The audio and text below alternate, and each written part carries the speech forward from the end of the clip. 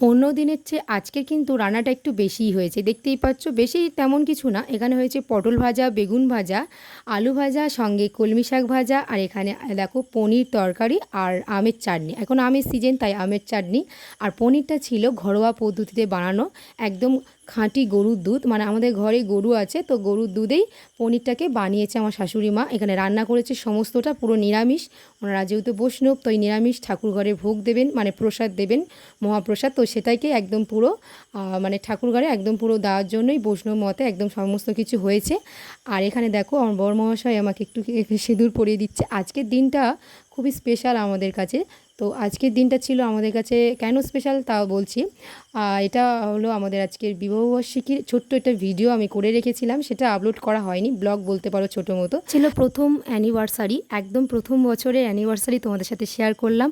আর ছোটো করে একটু বৈষ্ণব সেবাও দিয়ে দিয়েছিলাম। বাচ্চারা, বাড়ির বাচ্চারা ছিল, তাদেরকে সবাইকে বলেছিলাম খাওয়া দাওয়া করার জন্য। আর দুপুরে পর তো একটু বৃষ্টিটা কমে গিয়েছিল, তাই বিকেলে একটু ঘুরতেও বেরিয়ে গিয়েছিলাম। এখানে ছিল, এটা হলো অন্দমণিতলা যে রাধা গোবিন্দ আছে পাদপীঠ মঠ, সেখানে গিয়েছিলাম। এখানে আমার দিদি শাশুড়ি থাকে, ওনার সাথে দেখা করে এসেছিলাম। আর সঙ্গে আমার গোবিন্দ ও রাধারানীকে দর্শন করেও এসেছি, দেখতেই পাচ্ছ।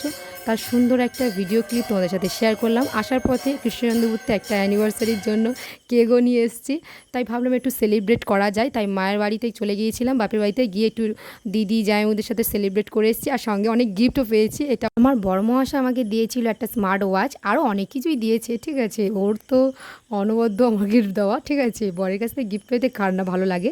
তো যাই হোক, আর গিফট সব, মানে গিফট কিন্তু বর কেন, সবার কাছ থেকেই পেতে কিন্তু বেশ ভালোই লাগে, গিফট জিনিসটাই আলাদা। তারপর আমি ওকে দিয়েছিলাম দুটো গিফট, একটা রেনকোট আর একটা ঘর সাজানোর অ্যানিভার্সারি গিফট, এই ছিল।